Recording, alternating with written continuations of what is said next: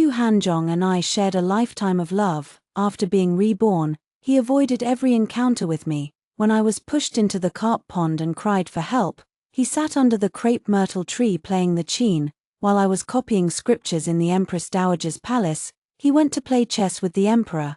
In short, wherever I am, his figure is nowhere to be seen. I finally understood. He wanted to live another life without me. Lu Jincha, wiping away my tears.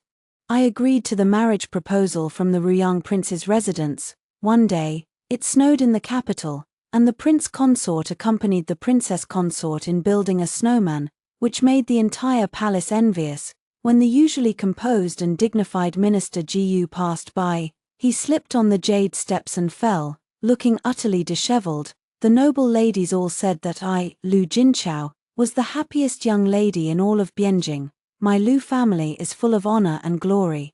Father is a great general with illustrious military achievements. Mother is the princess most beloved by the Empress Dowager. And then there is my husband. Whenever my husband, Jiyu Hanzhong, is mentioned, every young lady in Bianjing can't help but gasp in awe, or jealousy, or envy. Jiyu Hanzhong was born into a family of renowned scholars and was the first top scholar in the imperial examinations in this dynasty to achieve the highest honors in all 3 levels. Holding the high-ranking position of Chief Grand Secretary, I still remember the young man in splendid attire, riding a spirited horse, full of youthful arrogance, with red sleeves waving from every floor of the building, but his eyes were only on me, never on anyone else. By the grace of the emperor's decree, I married Jiyu Hanzhong at the age of 15. From then on, I transformed from the pampered daughter raised in a honey jar by my parents into the beloved treasure cradled in Jiyu Hanzhong's palm. He would play the qin for me under the moonlight and make my favorite glutinous rice cakes. If I so much as furrowed my brow, he would immediately set aside his official duties, hold me gently, and soothe me with tender words. "What's wrong, Jinchao? Who has upset you again?" And with just a few words from him, my heart softened. Even if the sky were to fall, I wouldn't be afraid. And so, Jiyu Hanzhong and I loved each other for a lifetime. There was never another woman by his side. On my deathbed, I was barely breathing, and his hair had turned white. "Darling Jiyu, I will go first in this life. If there is an afterlife, I will come to find you earlier." I held his hand, and a scalding teardrop fell onto the back of my hand. His eyes reddened, and he choked out a yes. Opening my eyes again, I was reborn at the age of 15, this year. I was still the eldest daughter of the Lu family. Meanwhile, Jiyu Hanzhong had taken up a position as a compiler in the Hanlin Academy, becoming a close confidant of the emperor. I counted the days on my fingers, realizing there was still a long time before our first encounter. But I can't wait any longer. I want to see Jiyu Hanzhong sooner, marry him earlier, and become his wife. So I told my parents that I have someone in my heart.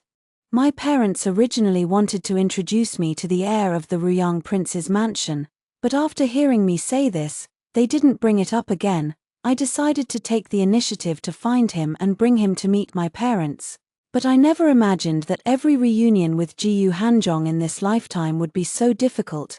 The first time, I waited at the entrance of the Hanlin Academy. In my arms, I held the yellow peaches that Jiyu Hanzhong loved to eat the most. Each one is golden and large, sweet and delicious, picked by my own hands in the imperial garden. When the scholars finished their classes, they caught sight of me and gathered around to exchange greetings. I couldn't handle the crowd, and finally, I saw Jiyu Hanzhong appear. Excitedly, I raised my hand, but I saw him bow to me from across the sea of people, without a trace of reluctance, then turned and walked away. I was slightly taken aback as the entire basket of yellow peaches ended up in the stomachs of his colleagues. The second time, I went to the poetry gathering I disliked the most. Jiyu Hanzhong had always been the most punctual, but this time he arrived half an hour late, and he sat in the spot farthest from me. As the guests were enjoying the flowing wine, I pretended to casually move closer to him. Just as my fingers brushed the hem of Jiyu Hanzhong's robe, he suddenly stood up and said to everyone, "The cat in the mansion has fallen ill, and I'm quite worried. I must take my leave now. Please, enjoy your meal." Everyone burst into laughter. I stared blankly at his retreating figure. my heart feeling as sour as if it had been soaked in half a lemon. The third time, the fourth time, every time I took the initiative to get closer, all I received was Jiyu Hanzhong's cold, turned back. It was as if he was deliberately avoiding me. I wondered if perhaps fate was playing tricks on me, and that only by meeting him as we did in my past life could we rekindle our connection. So I could only suppress the anxiety in my heart, confine myself to the mansion, and wait for the day when I would meet Jiyu Hanzhong in my previous life. This day was the birthday of the 9th princess. After breakfast, Mother received an invitation from the Empress and told me with a smile. The 9th princess was in high spirits and opened her own small treasury to give gifts, with every lady attending the banquet receiving a share. Strange, in her previous life. The 9th princess had an extremely unpleasant birthday celebration, got into a dispute with me, and pushed me into the carp pond. Jiyu Hanzhong happened to pass by and saved me, which led to our first encounter. Did something happen? Of course, it's because the 4th princess has fully recovered. Do you know Jiyu Hanzhong? He's the top scholar who has recently gained the emperor's greatest favor. He brought a renowned physician from Taiping Mountain to treat the 4th princess. And she no longer vomits blood when she wakes up in the morning. The empress and the 9th princess are overjoyed. I was startled, and the embroidery needle in my hand pricked my finger. The pain shot straight to the depths of my heart. The 4th princess my mother mentioned must be Xiao Yuzhen. Xiao Yuzhen was born with a frail constitution, suffering from a congenital weakness that left her constantly ill and barely clinging to life, sustained only by daily doses of medicinal broth. In her previous life, it was at the 9th princess's birthday banquet that Xiao Yuzhen vomited blood until she fell unconscious, never to wake again. Yet in this life, Xiao Yuzhen's illness has miraculously healed. It was Jiyu Hanzhong who sought out the divine physician to treat her. My mind is buzzing, of course. I am also happy for Xiao Yuzhen that she does not have to meet an untimely end like in her previous life. But I distinctly remember, in the 3rd year of my marriage to Jiyu Hanzhong, he took me to Taiping Mountain for a spring outing. On the way, I caught a chill and developed a high fever that wouldn't subside. Jiyu Hanzhong was frantic with worry, but fortunately, he knew a reclusive miracle doctor who lived deep in the mountains. He stayed by my bedside, personally feeding me medicine, which saved me from being burned alive by the fever.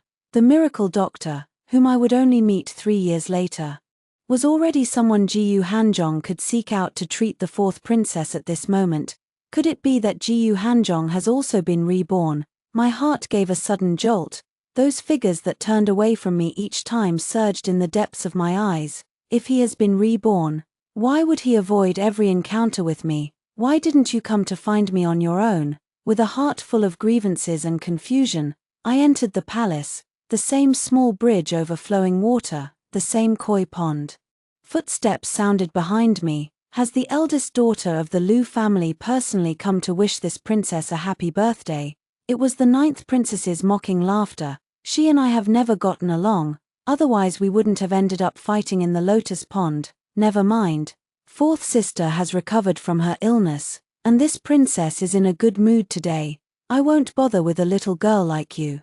I've left a pomegranate flower gold hairpin for you. Go to the storeroom and claim it yourself. The 9th princess adjusted the tassel by her temple, her demeanor haughty and proud. I remained silent for a long moment before speaking in a hoarse voice. Did the divine physician Jiyu Hanzhong invited for the 4th princess have the surname Luo? The 9th princess was startled. How did you know? I remember the empress didn't tell your mother. Does Dr. Luo have a large black mole on his face? You've seen him. That can't be right. I remember brother Jiyu brought Dr. Luo from deep in the mountains. How could you, someone who has never left the capital, know him? The 9th princess looked at me curiously, as if I were some kind of psychic who could read minds. I only felt a wave of darkness before my eyes. It can't be. It shouldn't be that Jiyu Hanzhong has also been reborn.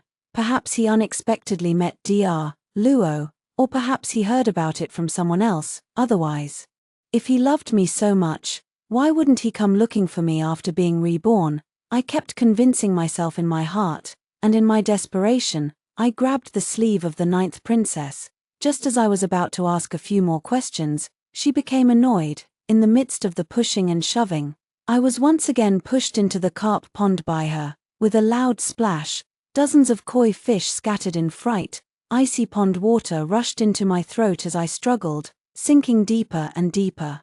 The ninth princess stamped her feet anxiously. "Hey, I don't have time to argue with you. Jiyu Hanzhong is playing the qin for fourth sister, and I want to go listen too." My heart was struck hard. From afar, the tree was covered in vibrant crepe myrtle flowers, resembling a colorful cloud. The sound of the zither flowed gently, mingled with the soft and bright laughter of a woman. It was the very zither melody I had listened to all my life. The woman's laughter suddenly stopped, and she asked with great concern, "Did someone fall into the water, Lord Jiyu? Let's go and take a look quickly." The sound of the zither abruptly ceased, and Jiyu Hanzhong's voice, pure and untainted by any impurity, came through. "Princess, I do not know how to swim. I'm afraid I won't be of much use." The woman's voice paused, then continued with a light laugh. "Very well, let Lord Jiyu continue playing the zither. The palace maids will naturally go to rescue her." The sound of Jiyu Hanzhong plucking the zither strings again felt like silk threads tightening around my heart. Layer by layer, my entire body trembled, my limbs utterly powerless, as I allowed the pond water to mercilessly swallow my form. In this life, Jiyu Hanzhong will not pass by the carp pond, nor will he come to save me again. Just before I was choked to the point of suffocation by the pond water, a figure in dark robes fished me out from the shore. When I opened my eyes again, my mother wiped the tears from the corner of my eye and sighed. "Princess Four's condition has improved. The Empress Dowager had just been at ease for 2 days, and now you and Princess Nine have caused trouble again, making her so angry that she didn't even eat dinner." Mother said that the Empress Dowager had already punished the ninth princess by making her kneel in Baohua Hall, so she punished me by ordering me to enter the palace to copy scriptures. I had no choice but to get out of bed, comb my hair, and wash my face. I still remember, this was the second time I met Jiyu Hanzhong in my previous life. The Empress Dowager punished me by ordering me to enter the palace to copy scriptures, and it just so happened that Jiyu Hanzhong was there to deliver 2 pieces of Huiju ink to her. He saw that my hand was sore from copying scriptures, and there was a bit of ink smeared on my face, making me look like a little calico cat. "Don't move, or you'll turn into a little tiger." Jiyu Hanzhong wore a faint smile at the corner of his lips, took the brush from my hand, and carefully copied the scriptures for me. The oil lamp flickered, casting fragmented light that danced in the depths of his eyes. "His handwriting is truly beautiful," I thought as I leaned over the corner of the desk, watching. Only the phrase "graceful as a startled swan" could describe it, but this time, I copied for the entire night, my wrist nearly breaking from the effort, and still, I didn't catch even a glimpse of Jiyu Hanzhong. The Empress Dowager told me while sipping her tea. I didn't see any Huiju ink, but Jiyu Hanzhong somehow got hold of a century-old chess manual and was playing chess with the emperor. Outside, a thunderclap roared, and rain poured down in torrents. The wolf hair brush snapped in two with a crack, ignoring the Empress Dowager's attempts to stop me. I chased after him all the way to the palace gate, through the curtain of drizzling rain. I saw Jiyu Hanzhong board the carriage with my own eyes. "Jiyu Hanzhong, I know you've been reborn. Why haven't you come to find me?" I shouted while chasing after the carriage. The rain soaked through my thin clothes, but Jiyu Hanzhong seemed not to hear my voice. That carriage drifted farther and farther away from me, until it was nothing but a hazy blur in the rain. Drenched and disheartened, I made my way back home, when my father saw me looking like a drowned rat. He ordered the maidservant to fetch some ginger soup. He only considered it as casual conversation with me. "Lord Jiyu has cracked the corruption case in Lingju, and His Majesty has promoted him to the position of Vice Minister of Revenue." The Lingju corruption case was not fully resolved until the 8th year after Jiyu Hanzhong and I were married. "Why is he in such a hurry?" Your Majesty also asked Jiyu Hanzhong what reward he desired. I took a sip of ginger soup, my heart tightly clenched. Finally, from my father's mouth, I heard the words I least wanted to hear. None of the court officials expected that the only thing Jiyu Hanzhong wanted was the fourth princess, Xiao Yuzhen. "So that's how it is. I finally understand." Jiyu Hanzhong had already been reborn long ago, and he deliberately didn't come looking for me. He wanted to live a different kind of life. In this life, there is no longer me, Lu Jincha, but another woman instead. Father didn't notice my nearly pale face and was still chattering. They are quite a match. Didn't you say you already have someone in your heart? Why haven't you brought them to meet me and your mother? Bianjing was about to enter autumn, and the rain, carrying a chill, seeped through my skin into my body. Ignoring father's exclamation, I leaned on the table and vomited the ginger soup I had just swallowed. The maids and old women were so frightened that they gathered around, asking if I was ill. I weakly waved my hand, my heart aching so much that I couldn't speak. Jiyu Hanzhong, in this life, you have broken your promise. This illness came on with overwhelming force. I struggled for several months before finally recovering. The first thing I asked my parents was, is there still a chance for my marriage to the heir of the Ruyang prince's household? Father was surprised and asked me what to do about the person in my heart. I brushed it off with a few words. It's not like some kind of stubborn adhesive plaster. Since Jiyu Hanzhong broke his promise, there's no need for me to cling to him shamelessly. You might as well marry your noble princess, and I will marry my ideal husband. Seeing my deep concern, my mother said, the Prince of Ruyang has long resided in Jiangju. I heard from relatives in Jiangju that although the prince's son is among the most capable among the nobility, he is also a genuine playboy. I'm afraid that, having been pampered since childhood, you don't understand the duties of a wife and will suffer after marriage. I suddenly remembered many years ago when my father led troops into battle and fell into an enemy trap. It was the Prince of Ruyang and his son who saved him. Considering this debt of gratitude, even if he never came home after marriage, I could endure it. So I smiled faintly. It's fine, even if we just treat each other with respect after marriage, I am willing. Father immediately sent a letter to the Prince of Ruyang's residence. The prince replied that it would be a blessing for the heir to marry a daughter of the Lu family, and the wedding would take place in the capital 7 days later. 7 days. My dowry was all prepared, but there was still no sign of the Prince of Ruyang. Instead, news that Jiyu Hanzhong was about to marry the fourth princess spread throughout Bianjing. Since Xiao Yuzhen's condition improved, she has developed a fondness for playing polo. The emperor specially changed the annual autumn hunt into a polo tournament for her. Naturally, Jiyu Hanzhong also attended. When I arrived late, I could see Jiyu Hanzhong accompanying Xiao Yuzhen, sitting in the most prominent spot of the entire polo field. He wore a robe of sky blue silk, with sword-like eyebrows and starry eyes, his skin fairer than snow, truly embodying a unique nobility in the capital. Xiao Yuzhen was also dressed quite charmingly. Concealing most of her sickly appearance, leaning in his embrace, she whispered something close to his face. Both of their cheeks were flushed with a rosy hue. After Xiao Yuzhen finished her medicine, her brows furrowed tightly from the bitterness, and Jiyu Hanzhong promptly took out the glutinous rice cakes he had prepared earlier. With a smile in the corner of his eyes, he watched Xiao Yuzhen take bite after bite, just as he had done for me in my previous life. All the noble ladies in the hall couldn't help but cast envious glances at them. Xiao Yuzhen also felt a bit embarrassed and tugged at Jiyu Hanzhong's arm. I'm off to play polo. I'll finish the glutinous rice cakes when I return to the palace. As soon as the words were spoken, I walked expressionlessly up to them and leaped onto the horse. The polo field, which had been filled with the charm of spring, suddenly fell into a cold silence. Xiao Yuzhen was taken aback and forced a smile, saying, I never expected to have the honor of playing against Miss Lu in the first polo match, truly a privilege of 3 lifetimes. When it comes to the most skilled polo player among all the young ladies in Bianjing, if I claim second place, no one dares to claim first. I curved the corner of my lips and gave her a slight nod as a gesture of courtesy. As I anticipated, that figure in the color of sky and water indeed stepped forward. Princess Jiyu Hanzhong, who had avoided me like the plague since his rebirth, actually walked over to Xiao Yuzhen with a stern face and took her hand. Their fingers intertwined tightly. Xiao Yuzhen's somewhat tense expression immediately relaxed a great deal. That's right.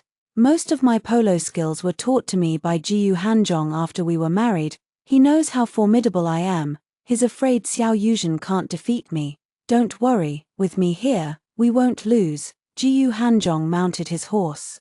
Standing opposite me for the first time, his movement made my teammates around me show signs of fear. When it comes to playing polo, I am the best among women, and he is naturally the best among men. In our previous life, as a couple, we joined forces and were unbeatable on the polo fields of Bianjing. I tightened the reins, glanced at the empty space behind me, and sneered coldly. What's this? Are you three ganging up on one? The 9th princess mounted her horse. Looking at me with a smug expression, you bullied my 4th sister, who is ill, and now you won't let us get back at you. The entire polo field was watching me become the laughingstock. The reins were almost cutting into the palms of my hands, threatening to draw blood. Suddenly, a voice full of amusement sounded from behind me. Let me handle it. I turned around to see a young, handsome nobleman dressed in dark clothing, no less striking than Jiyu Hanzhong. May I ask who you are? The man smiled slightly as he stared at me. Miss Lu, you may call me a sway. He was tall and slender, with an unusual bone structure, and quite robust. I withdrew my scrutinizing gaze. Fine, I'll go with him. I mounted the horse with this Asui, accompanied by a few servants to make up the numbers. With the sound of the gong and drum, I was the first to charge out on horseback. The polo field was instantly thrown into a fierce and chaotic battle. Jiyu Hanzhong may have the upper hand in terms of skill. But with 2 burdens to carry, even the most capable woman can't cook without rice.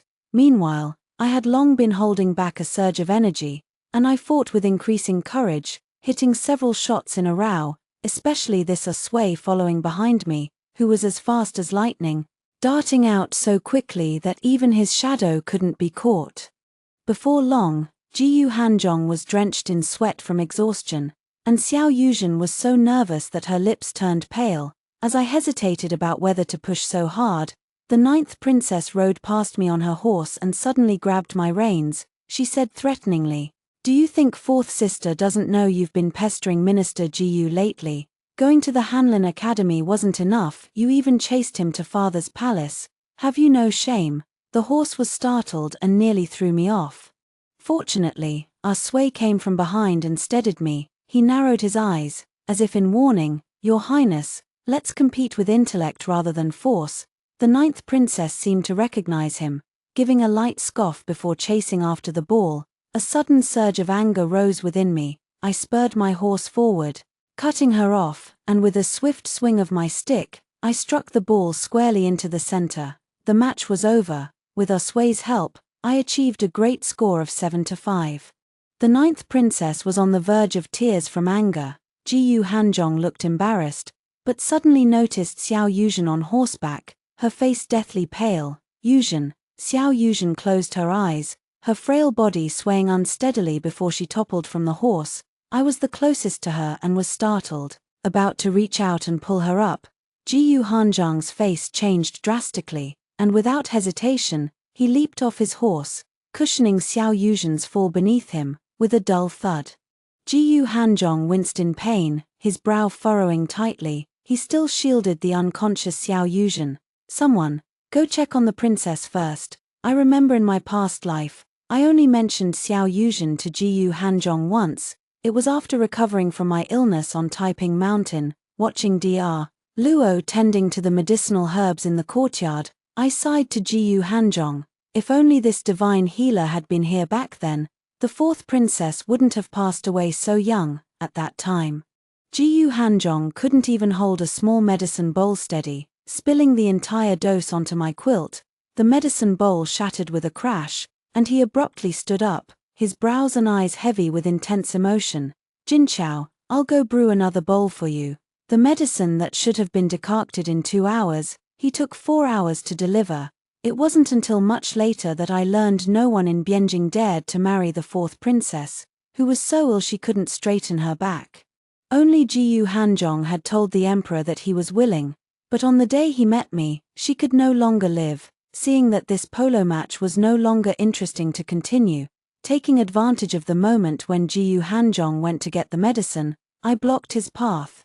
Perhaps blaming me for harming Xiao Yuzhen, his handsome face was icy cold as he tried to brush past me.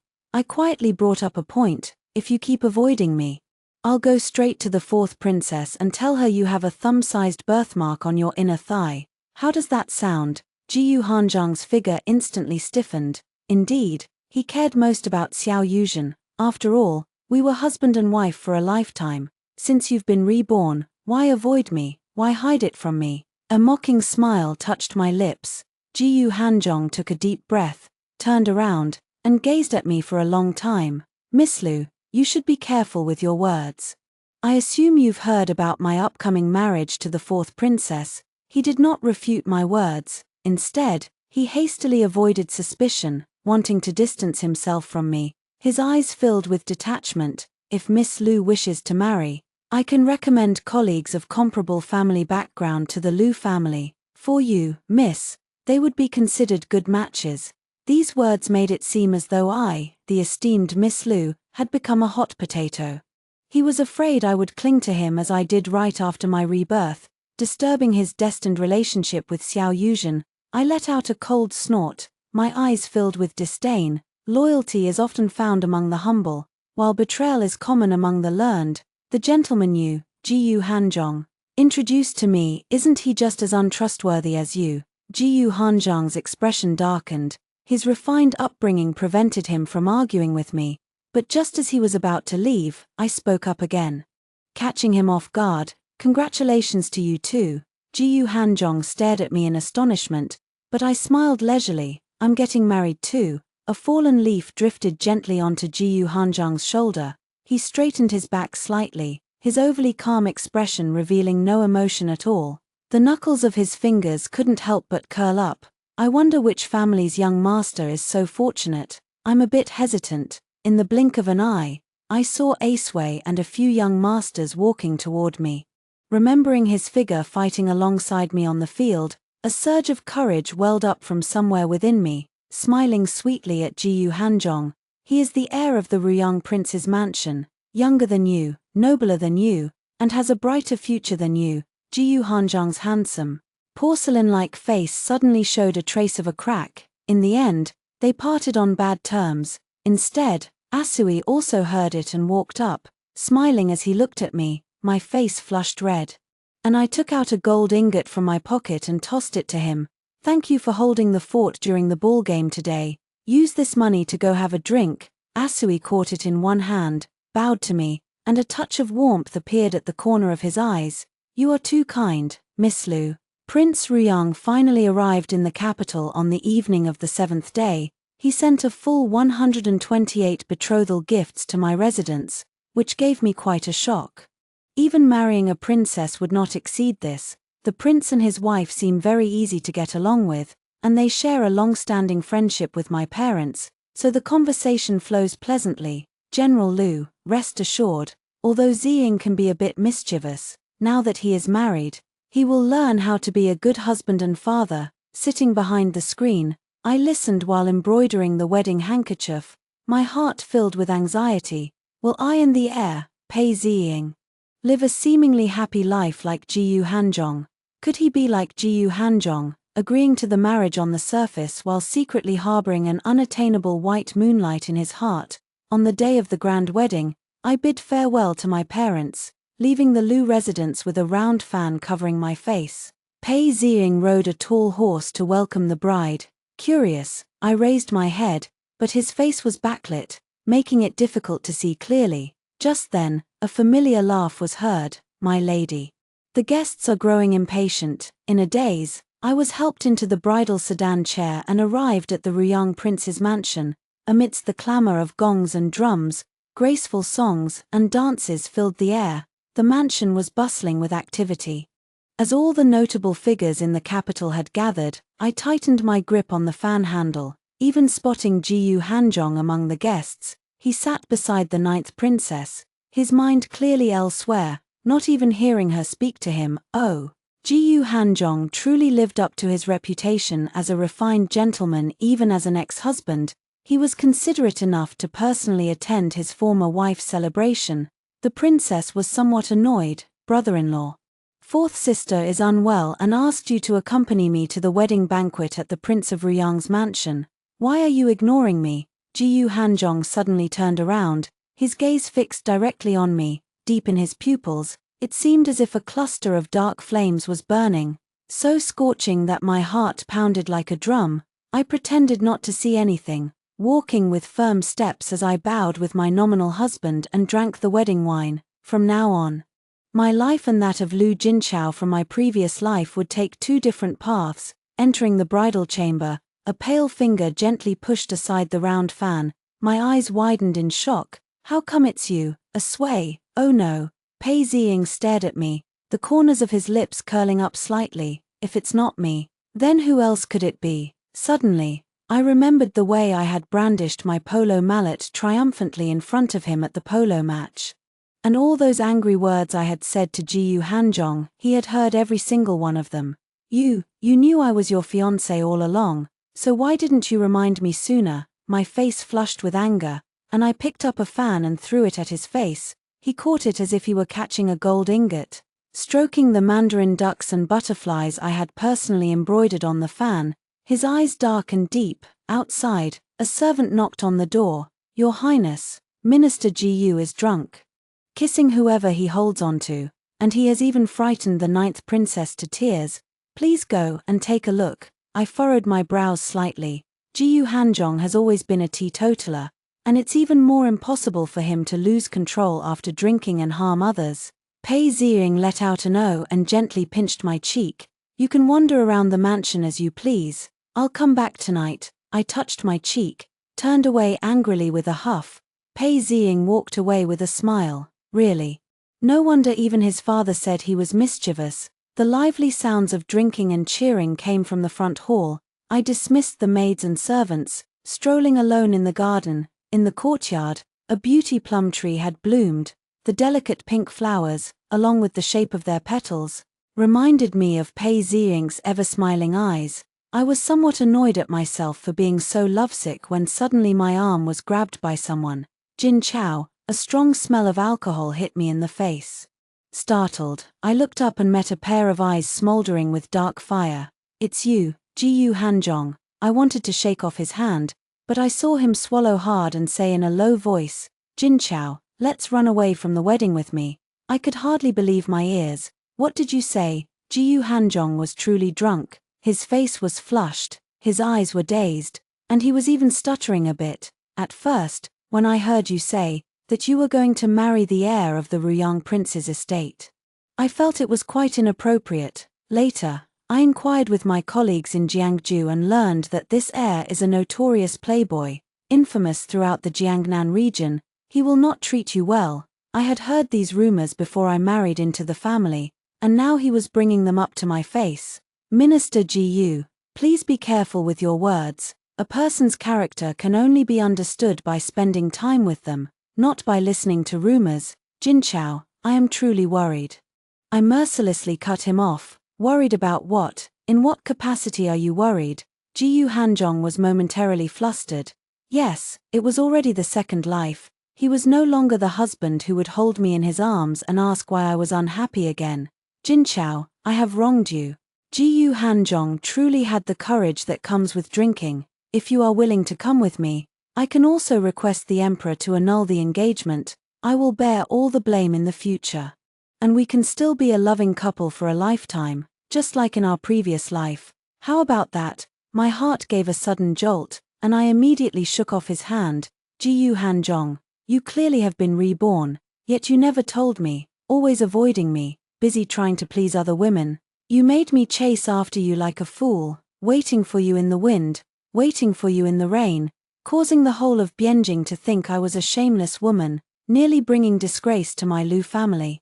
Jiyu Hanzhong snapped out of his daze and stepped forward to embrace me, but I resolutely pushed his hand away. You were the one who promised to be reborn and marry me again.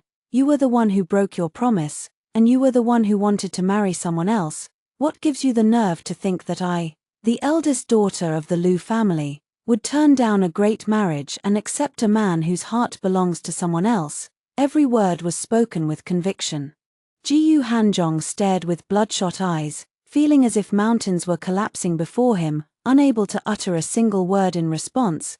There seemed to be the sound of a cat in the bushes. I glanced over. ignoring Jiyu Hanzhang's pained expression, and hurried away. That night, I didn't know when Pei Ziying returned, because I had already fallen asleep long before, and when I woke up, my wedding dress and phoenix crown had been removed, and the brocade quilt was tucked tightly around me.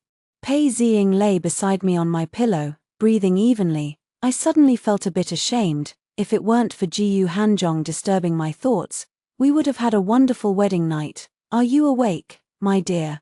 Pei Ziying pulled me over and, still half asleep, gave me a kiss. He didn't ask a single word about why I went to bed so early. A heavy snow fell in Bianjing, leaving the entire prince's mansion covered in a vast expanse of white. On the first day a new bride meets her in-laws. She must kneel and serve tea. The princess consort, feeling sorry for me after my exhaustion the previous night, called me to rise as soon as my knees touched the ground, and even gave me a pearl-embroidered gown as a meeting gift. This marriage has also been brought to the attention of the emperor. You should first enter the palace to pay your respects to His Majesty. The snow fell even heavier, turning the vermilion walls and green tiles into a glazed box adorned with a shimmering white blanket. The emperor kept Pei Ziying to speak with him, so I went first to pay my respects to the Empress Dowager. The Empress Dowager asked me many questions and nodded with satisfaction. Seeing that you are able to marry a good husband, both I and your mother are relieved. However, the fourth princess still worries me. Isn't Xiao Yuzhen about to marry Jiyu Hanzhong soon? I showed a puzzled expression. You probably don't know, but Minister Jiyu got drunk and somehow ended up arguing with the fourth princess when he returned to the palace. The fourth princess has a stubborn temper, and she picked up an inkstone and hit Minister Jiyu with it, causing him to bleed immediately. It was truly frightening. Is that so? In my past life, Jiyu Hanzhong and I never had a single argument. So it turns out he likes someone with a fiery temper like Xiao Yuzhen. In the evening, as I was leaving the Empress Dowager's palace, I suddenly saw the palace maids gathered in the backyard, watching something. Look, this snowman is so beautifully made. Yes, with those dark, shiny eyes and bright red lips. The young master's hands are truly skillful. I curiously walked down the steps and squeezed into the crowd, and sure enough, I saw a snowman. Pei Ziying stood to the side with his arms crossed, his long eyelashes adorned with glistening snowflakes. He gave me a radiant smile. I made it especially for you, my lady. Do you like it? The onlookers among the palace staff all started to cheer. I knew it. The snowman is so beautiful. Just like the princess consort, it must have been made for her. The prince is truly romantic. The princess consort is so fortunate. My face flushed with embarrassment as I walked toward Pei Ziying. Took his hand, and realized it was red from the cold. Why aren't you wearing your leather gloves? I held his hand to my lips, blowing warm breath onto it over and over again. The maid brought the hand warmer. Pei Ziying gazed into my eyes, a sweet smile curling at the corners of his lips. Because I like my wife keeping me warm. His lips drew slightly closer, almost kissing my forehead. The palace maids covered their mouths in envy. My face is really too thin. I didn't want to be so intimate in front of outsiders, so I quickly pulled him away. A loud bang echoed from the palace gate, followed by the startled cries of the palace attendants. Minister Jiyu, what happened to you? The snow on the steps has long been cleared and salt has been sprinkled. You've always been steady and composed. How could you have taken such a heavy fall? I turned my head in confusion, but Pei Ziying blocked my view. He scooped me up horizontally and carried me into the carriage. My dear, I am truly freezing. Let's hurry back to the manor. Early the next morning, I accompanied the prince and princess to see Pei Ziying off on his journey. The emperor had kept Pei Ziying for a conversation because the border war was urgent, and the Prince of Ruyang was suffering from leg pain that made it difficult for him to travel. Pei Ziying needed to go and guard the frontier, held in his embrace. I blushed and whispered softly, "You must come back early, we haven't even consummated our marriage yet." Pei Ziying gently touched my cheek, his palm cold. "Don't worry, I wouldn't let you become a widow while still a virgin." I couldn't help but spit at him, telling him not to talk nonsense. Indeed, in his previous life, Pei Ziying was invincible in every battle, and those barbarians were no match for him at all. If it's just barbarians, then I can rest assured. watching Pei Ziying leave. I exhaled a puff of white breath in the biting cold wind.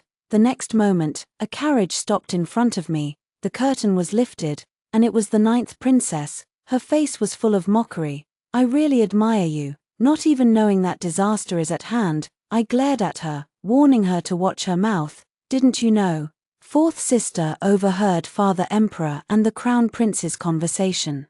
It's not about urgent border conflicts at all, it's actually bandits causing trouble in Blackwind Mountain. Father Emperor ordered the Crown Prince to go suppress them. What's going on? Pei Ziying was lying to me. He wasn't going to guard the border at all, he was going to suppress bandits. My heart skipped a beat, and my breathing became unsteady. The 9th princess burst into laughter. Oh dear, it seems the young master has been deceiving you. You fool, our dynasty is prosperous and powerful. Although a few small neighboring countries occasionally invade, they are nothing more than shrimp soldiers and crab generals, not worth fearing. But the bandits entrenched in the Blackwind Mountain area are far more formidable than the backward and ignorant barbarians.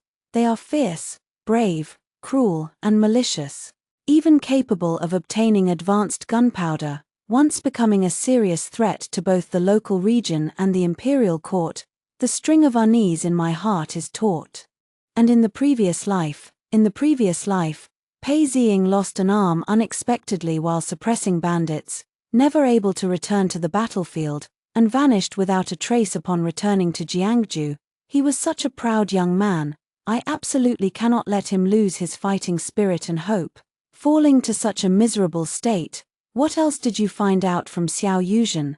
The 9th princess noticed my unpleasant expression and said, anything else? Well, Minister Jiyu also volunteered to go to Blackwind Mountain. Your new and old lovers are about to fall into the hands of those bandits. I heard they even eat human flesh, so I'm just waiting to see you cry. I couldn't take it anymore and slapped him across the face. You dare hit me, I dare to kick you too. I kicked the snarling 9th princess off the carriage. Riding my horse, I charged out of the city gate, facing the snowflakes falling all over the sky. The carriage ran for 5 days and 5 nights, finally arriving at the foot of Blackwind Mountain. I changed into men's clothing, thirsty and tired along the way, and found an inn to rest temporarily. Waiter, a bowl of beef noodles, please. I slurped the noodles while listening to the idle chatter of the passers-by. Someone nearby said that the bandits from Blackwind Mountain had recently slaughtered 2 villages, carving up the men for meat and taking the women as sex slaves, utterly terrifying. Another person joyfully added that the Prince of Ruyang's son had already led troops to suppress the bandits, and Blackwind Mountain would finally be at peace. At this moment, more people began to sing a pessimistic tune. Blackwind Mountain is treacherous, with numerous caves. Whenever the government troops arrive, the bandits play hide-and-seek with them, leaving them unable to even catch a glimpse of their shadows. What can the young master do? Even if he brought heavenly soldiers and generals, they would be no match for those cunning, fox-like bandits. I choked back my words, slurped up the last bit of noodle soup, and returned to the side room. It's okay. Pei Ziying will definitely be fine. I comforted myself and drifted into sleep. The night was cool as water. Half asleep, someone was stroking my earlobe. I abruptly opened my eyes and swiftly drew the dagger hidden under my pillow, but before the blade could leave its sheath, my wrist was pinned above my head. My eyes widened in shock. Jiyu Hanzhong stared at me intently. There was still a scar on his forehead. Why are you still using such foolish self-defense methods? Jiyu Hanzhong let go of his hand and wiped away the tears at the corner of my eye. I shook my head, suddenly remembering the words of the 9th princess, and urgently grabbed his sleeve. Are you also here on orders to suppress the bandits? How is the situation? Is Pei Ziying all right? Are his hands still there? Jiyu Hanzhong's Adam's apple moved, and he leaned forward, abruptly pressing me down onto the bed. I was startled. A hint of red tinged the depths of Jiyu Hanzhong's eyes. Why do you always care about him and never about me? I blinked my eyes and remained silent. But this silence was like a sharp blade, piercing his already scarred heart even more painfully.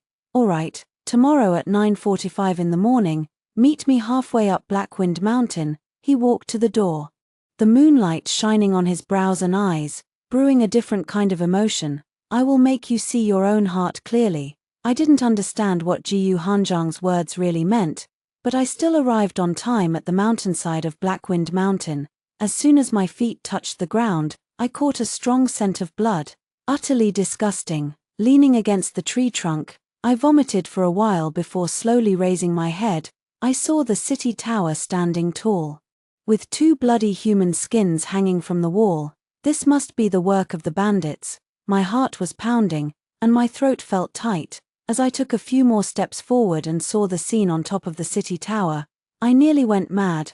Well, little lady, you've got quite the nerve. Even the government troops steer clear of us Blackwind Mountain bandits, yet you dare to step forward. 4 or 5 masked bandits stood on the city tower. Somehow, they had captured Jiyu Hanzhong and Pei Ziying.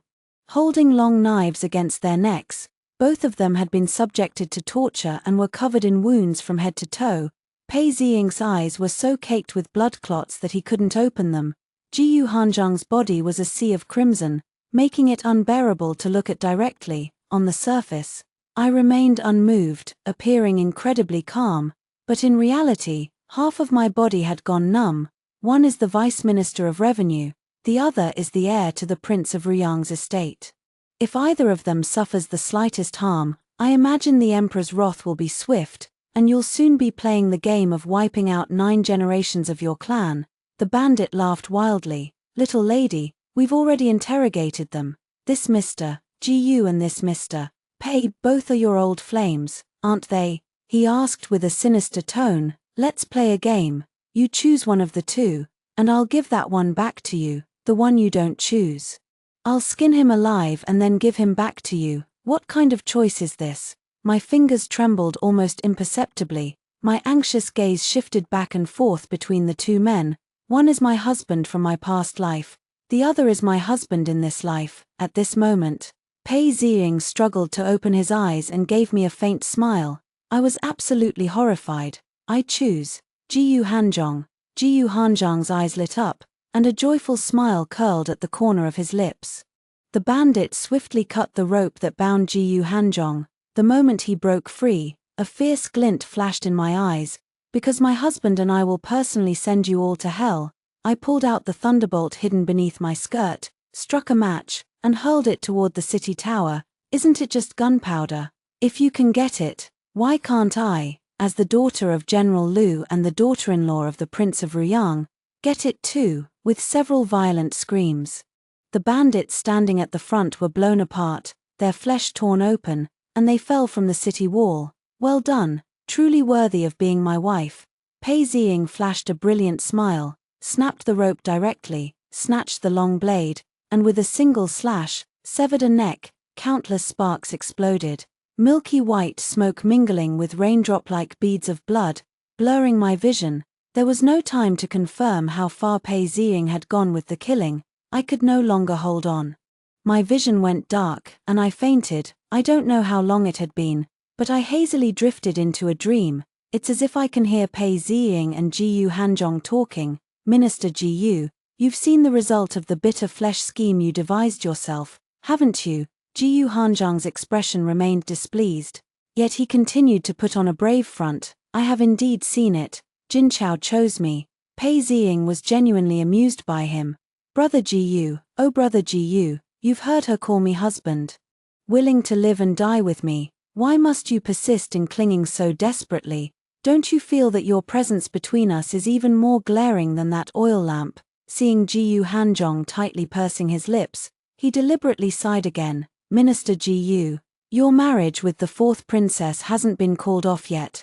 Why harm 2 innocent women? Take my advice, let go, otherwise, you'll have to personally experience my terrible reputation in Jiangju. After that, I never heard Jiyu Hanzhong's voice again. Opening my eyes, a delicate shade of red peeks through the window.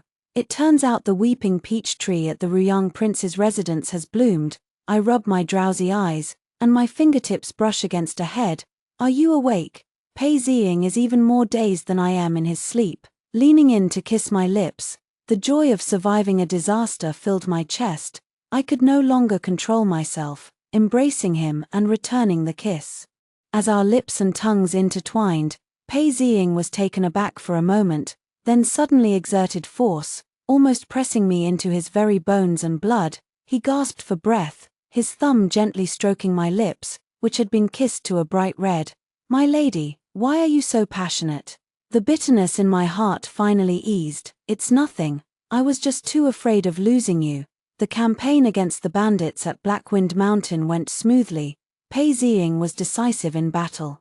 And with Jiyu Hanzhong's strategies, they left no bandit alive. To appease the people, Pei Ziying even had several of the ringleaders executed by burning them alive, because the wedding night of Jiyu Hanzhong and Xiao Yuzhen was not a pleasant one.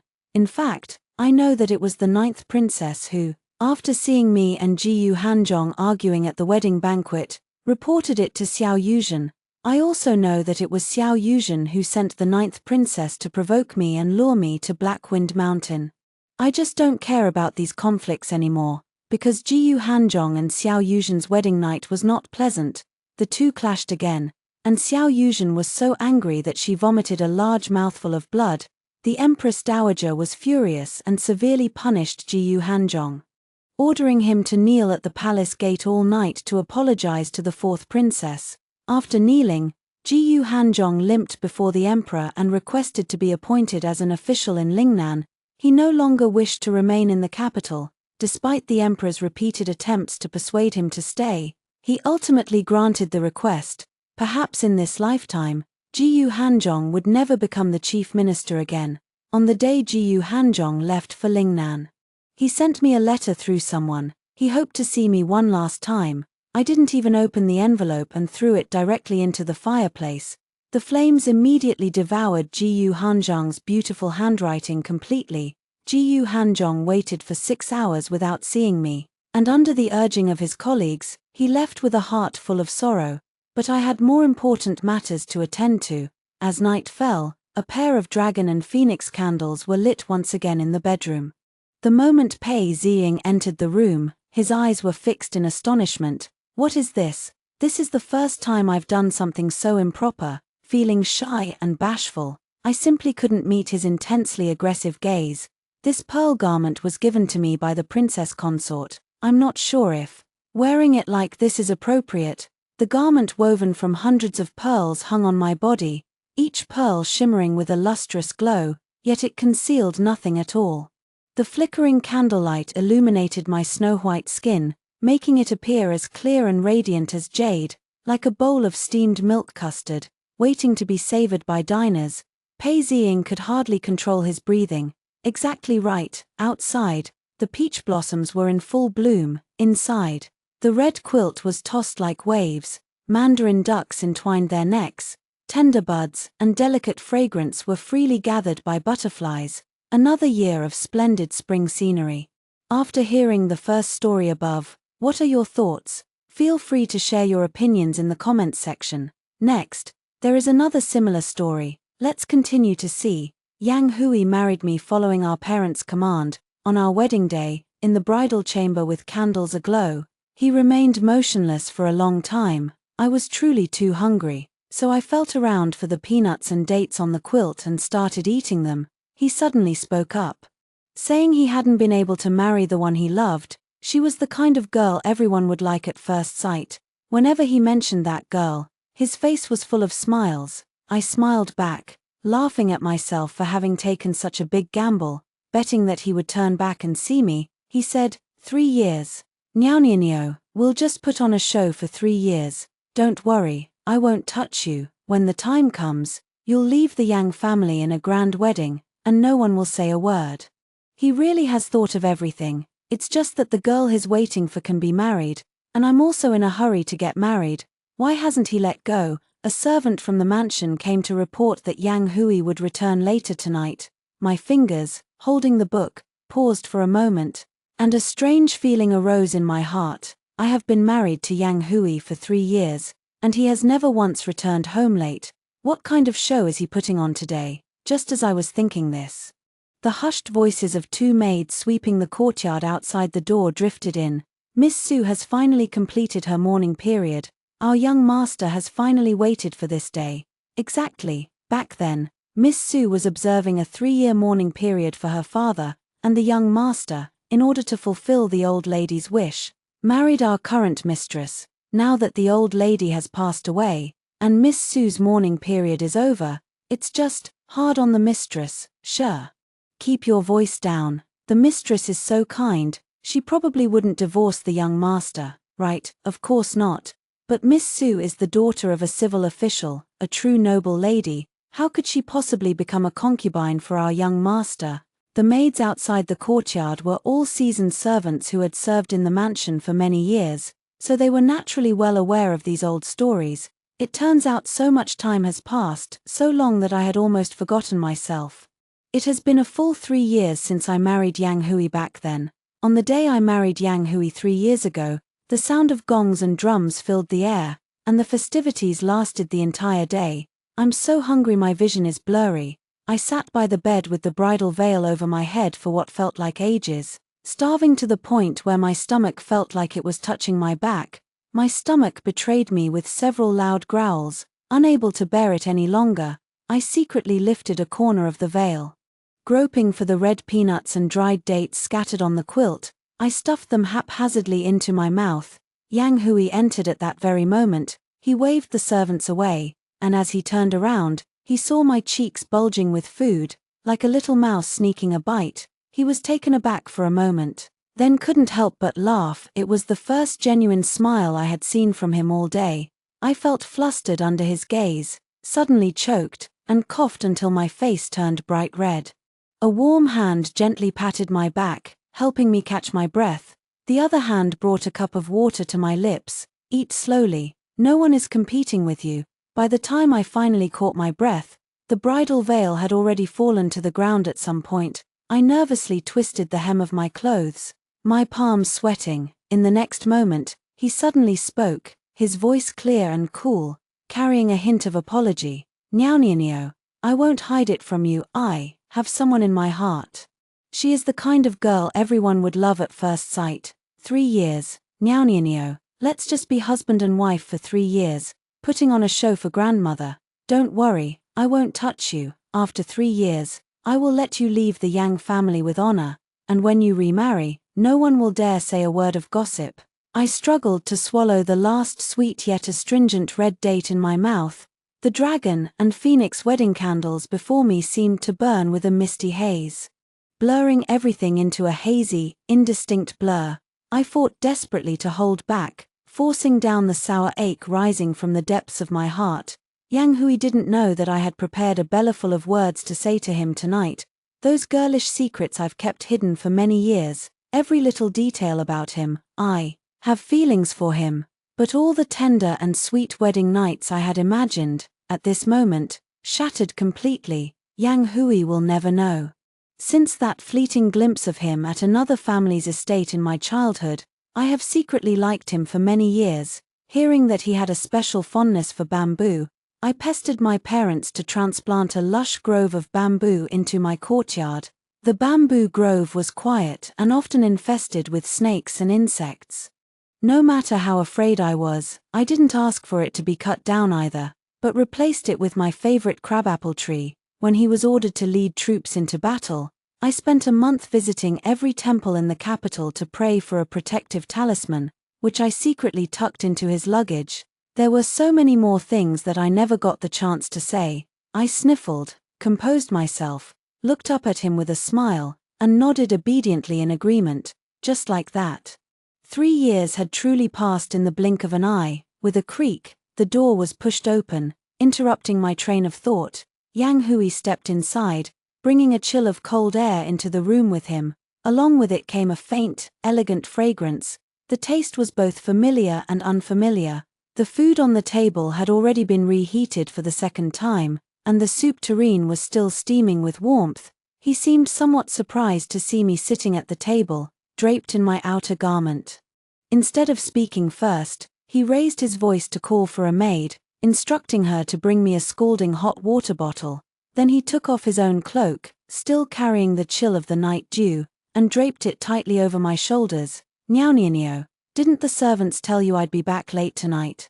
I nodded with a smile. Over these 3 years, It seemed that aside from not loving me, he had done everything else like a perfect husband. He didn't ask any more questions. With a long arm, he naturally scooped me up, carried me steadily to the bed, then bent down to take off my embroidered shoes and tuck in the quilt. He is tall, and when doing these things, his broad shoulders almost completely envelop me. After finishing all this, he skillfully spreads out the bedding on the floor. He truly kept the promise he made 3 years ago, not touching me in the slightest. It's also to prevent me from being gossiped about in the household. He stayed in my room day and night, without interruption. Everyone knows that the Yang heir and his consort are deeply in love, having not taken concubines or slept apart for 3 years. But it's all just an illusion. Sleep, Niao. He lay down and whispered softly. But tonight, sleep was destined to elude us. I couldn't sleep. The scenes from the past 3 years kept flashing through my mind like a revolving lantern. Yang Hui behind her also tossed and turned, unable to sleep. Indeed, the girl he had been longing for had completed her mourning period, and he could finally marry her. At a time like this, how could he possibly sleep peacefully? The cold moonlight filtered through the window lattice, casting a glow on his sharply defined profile. I quietly watched him. The obsession that had long lingered in my heart seemed to dissipate in this very moment. 3 years have passed. What isn't meant to be mine can never be forced. The next day, the first light of dawn broke through. When I opened my eyes, the bedding on the floor had already been neatly folded and tucked into the cabinet. Yang Hui had already left. He had gone to attend the morning court session. A note was pressed down on the table. His handwriting is just like the person himself, elegant and refined. With a strength that penetrates the paper, a list is written above, densely packed with all the tasks and reminders I need to attend to today. First, remember to have breakfast after waking up. And do not be picky about food. Second, if you feel bored in the afternoon, you may go to the Listening Wind Pavilion on South Street to hear the new storytelling. Article 3. The last line of characters was written with slightly darker ink. Today is your birthday. I have prepared a gift and will return early. Yang Hui always remembers my birthday. For 3 years, not a single year was missed. Yet my heart feels as if it has been soaked in a jar of vinegar, sour and astringent.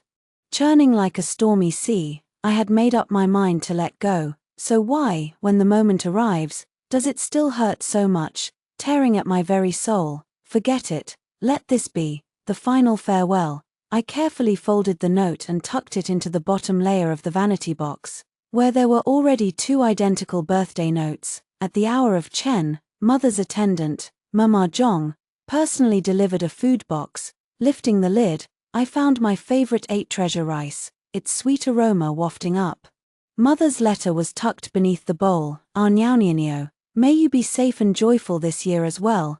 Just a short sentence, yet it made my eyes well up with warmth. I buried my face in the bowl, eating in big mouthfuls, the sweet, sticky rice mixed with tears, turning salty and bitter. It was a bright, sunny day, and after lunch, the sky suddenly turned overcast. In just a moment, snowflakes began to drift down outside the window. The first snow of the year arrived so early and so suddenly.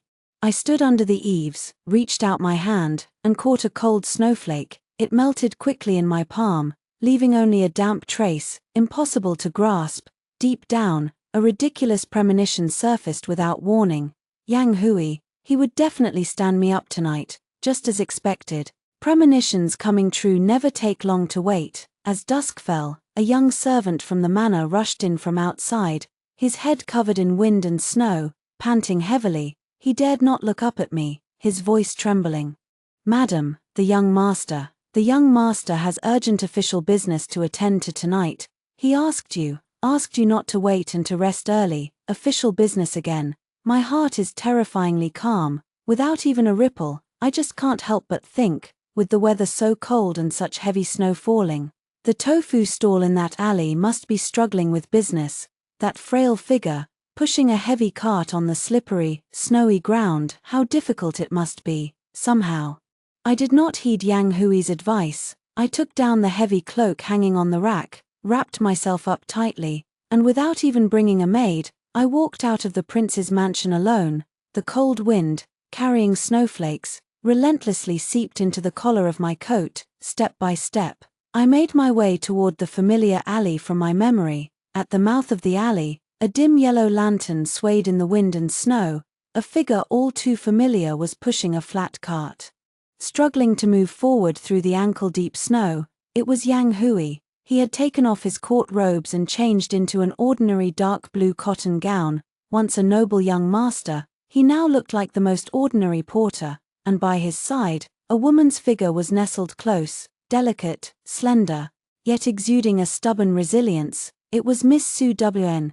He is also Yang Hui's beloved. Yang Hui pulled the cart closer to his side, shielding her from most of the wind and snow. Neither of them spoke. Surrounded only by the crunch of wheels rolling over the snow and the howling of the wind, but as I watched from afar through the swirling snow, I felt they were a perfect match. That silent understanding, that wordless protection, is something I couldn't obtain even after 3 years of effort.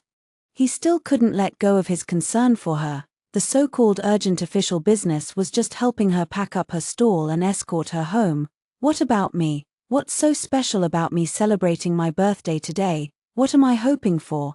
I should have accepted this inevitable outcome long ago. I stood at the entrance of the alley, watching their figures grow distant, leaving a pair of parallel footprints in the snow, soon covered by fresh falling flakes. I turned and walked into the wind and snow. Heading in the opposite direction from them, step by step, I walked towards that icy, frost-like prince's mansion. Each step felt like treading on the edge of a blade, yet a voice in my heart whispered, it was worth it. Today's birthday was truly worth it. I witnessed the end of this deception with my own eyes. It's better than exhausting myself in hopeless waiting. Enough, truly enough. I actually went to see that Miss Soothe in secret a long time ago, not a malicious probe. But simply out of curiosity. I want to see what kind of woman could make a man as aloof and self-restrained as Yang Hui miss her so deeply. Miss Soothe was originally the daughter of the imperial censor in the capital.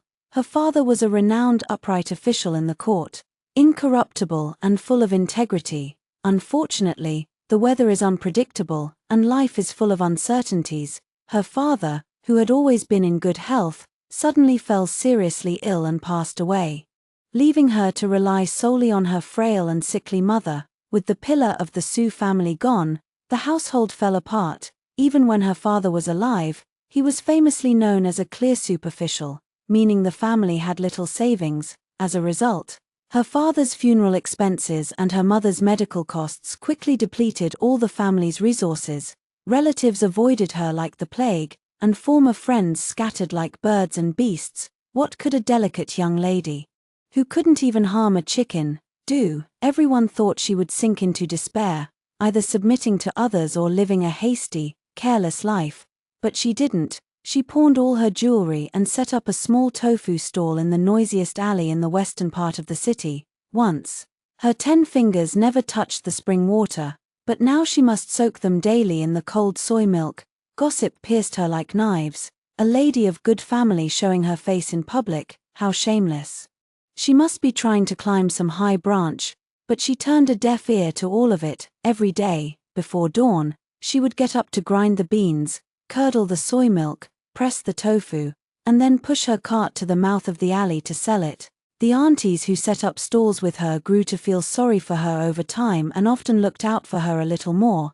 Soothe, your hands are chapped from the cold. Take a break. She looked up, her plain yet lively face showing no trace of resentment, but instead a satisfied smile. Auntie, I'm not tired. She exhaled a puff of white breath, warming her stiff fingers. If I can earn silver to treat my mother's illness, my heart is content. At that moment, hiding in the street corner, I watched her bright, smiling face, my heart filled with mixed emotions. Yang Hui had not gone to look for her. He went several times, always choosing the evening, when the sky was dim and the figures sparse. He was afraid of disturbing her peace, and even more afraid of ruining her reputation. I once quietly followed him once. He stood in front of her stall, holding out a thick money pouch from half a foot away. Soothe, take this first. Your mother's illness is urgent. His voice carried a gentleness and caution I had never heard before, yet she took a step back, avoiding his hand. She shook her head, her voice soft but each word clear. Lord Yang, I appreciate your kindness, but I cannot accept this money. I have hands and feet. And I can support my mother and myself. Her gaze was open and clear, without a trace of greed or calculation. Besides, you are already married. If we continue to tangle here, I fear it will only hurt the heart of the princess consort. She paused, looked up at him, and spoke each word with clarity and force. Cherish the one before you, hiding in the shadows of the corner. I listened to these words, and tears unexpectedly welled up in my eyes. I am not crying for myself, I am crying for her. Why should such a resilient, clear-minded, and wonderful girl have to endure such suffering? And also for myself, for an outsider who can never enter his heart. After that, Yang Hui never went to her stall again, and whenever he went out, he would avoid that street, and I never went there again either. I just quietly instructed the steward of the Song residence to conceal my identity and order tofu for the Song household's daily purchases from her. The quantity wasn't large, but it was the only small gesture I could offer to help her. Yang Hui once mentioned to me, quite unintentionally, he said, Su Wn is the kind of girl everyone would like. Yes, even someone like me, the so-called rival in love, can't help but like her and admire her. After returning from that wind and snow-swept alley, I was struck by a fierce, raging fever. It felt as though I had been thrown into a furnace, then dragged into an ice cellar, pulled back and forth between extremes. My consciousness drifted in and out, in a hazy, half-awake state. It seemed as if Yang Hui had returned. He still carried the lingering chill and the scent of wind and snow. A cold hand covered my forehead, then felt my back. I heard him urgently calling for someone. Call the doctor. Order the servants to prepare the medicine. He seemed not to have left the entire night. I was forced to drink bitter medicinal soup, and the cloth on my forehead was changed again and again. I was burning with fever, drifting in and out of consciousness, and my sleep was hazy and unclear. Throughout the night, I experienced a bizarre and fantastical journey, as if I had fallen into a grand dream. In my dream, I returned to the past, back to the first year of my marriage with Yang Hui. At that time, I was full of confidence. I refused to believe in superstition, refused to believe that a living person who was by my side every day, caring for my well-being, could not compare to a distant, unreachable thought. Back then, I was still young and bold, easily swayed by the maidservant who accompanied me as part of my dowry. I began to harbor some improper thoughts. I quietly sent someone to an outside medical clinic to buy some illicit aphrodisiacs. I thought, aren't all men the same? Besides, we are a legitimate husband and wife, so it is only natural for us to share a bed. That night, I personally brought him a bowl of calming soup. He was busy with official duties and did not suspect anything. Drinking it all in one go, I was so nervous that my palms were sweating. I was filled with anticipation for the imagined harmony and union, like a phoenix and its mate, but what awaited was not his passion. The drug took effect, his eyes soon burning red, his breathing growing heavy, yet he clenched his fists tightly, veins bulging on his forehead, using every ounce of his strength to restrain himself. Instead of lunging at me, he staggered and rushed into the purification chamber. Then, I heard the sound of rushing water, over and over again. He was using cold water to wash over his body, also washing away the desire that should not have been there. In the depths of winter, he would rather take cold showers over and over again, freezing his lips purple, than touch me even once. Finally, he walked out, wrapped in a chill, looked at me huddled in the brocade quilt, my face full of shock and shame, and said in a hoarse voice a sentence that was enough to send me straight to hell. He said, "Niao, this is unfair to you." Unfair? What's unfair about it? I am his lawfully wedded wife. All my extravagant desires, all my girlish sentiments, were washed away in those basins of cold water, shattered into pieces on the ground. After that night, Yang Hui, who had once lain beside me fully clothed, moved his bedding to the floor. He began sleeping on the floor. This sleep lasted for 3 years. He truly is a gentleman who keeps his promises. Not touching me is his way of preserving his purity for the one he loves. Yet he treats me exceptionally well, so well that it makes me repeatedly fall into illusions. unable to resist the urge to pry open his heart and take a look inside and see if there is even the slightest bit of a place that belongs to me. Looking back now, how ridiculous it seems. After a night of tossing and turning, I finally came to my senses completely in the early morning as the sky began to lighten. The high fever had subsided, leaving only a lingering weakness throughout my body. I slowly turned my head, and there he was beside me, having kept watch the entire night. He was slumped over the edge of the bed, perhaps utterly exhausted, and had fallen asleep just like that. Beneath his eyes were dark circles he couldn't hide, and a faint stubble had begun to appear on his chin. The usually meticulous young master now looked somewhat disheveled. My slight movement startled him awake. He abruptly lifted his head, and upon seeing my eyes open, his face immediately showed concern. "Niao, you're awake. Are you feeling better?" He reached out to touch my forehead. Confirming it wasn't feverish, and only then did he let out a sigh of relief. "Yesterday was your birthday." He seemed somewhat remorseful, taking out a small wooden box from his embrace. "Look, this is the birthday gift I prepared for you." He opened the box. Inside lay a bamboo hairpin quietly. The hairpin is exquisitely carved, shaped like a fresh bamboo shoot, so lifelike it seems real. It's bamboo, which he loves. Looking at that bamboo hairpin, I suddenly smiled. The smile slowly spread. Coming from the depths of my heart, after a serious illness, having faced death once, the mind becomes much clearer. I didn't reach for the hairpin. Instead, I leaned back, sinking into the soft pillows and blankets, and looked at him with a smile. "Brother Hui," I spoke, my voice slightly hoarse from illness, yet exceptionally clear. As soon as this address left my lips, Yang Hui's body visibly stiffened. "Brother Hui." That's what I called him for 13 years in the past. Ever since I was babbling as a child, I followed behind him calling him that. Until the day of our wedding, I personally put an end to that longing. I changed my address to call him Your Highness. Now, everything should be back on track. Under his astonished gaze, I continued speaking, my smile unchanged. "Does the promise you made to me earlier still stand?" Without waiting for his answer, I dropped a bombshell. "I want to experience a real married life." I clearly saw his pupils suddenly contract, his Adam's apple bobbing up and down as if he wanted to say something. I didn't give him the chance and continued on my own. "Brother Hui, could you personally help me choose a husband? I want to get married, in the truest sense of the word." Yang Hui wasn't as relieved as I had expected. He stared at me intently.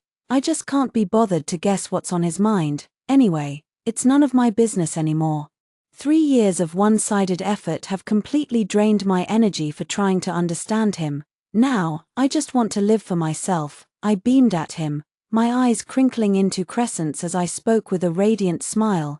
"Brother Hui, I promise, from now on, Song Niao, will never have any improper thoughts about you again." I raised 3 fingers, making a solemn vow to the heavens. If there is even a hint of falsehood in my words, may I be struck by lightning.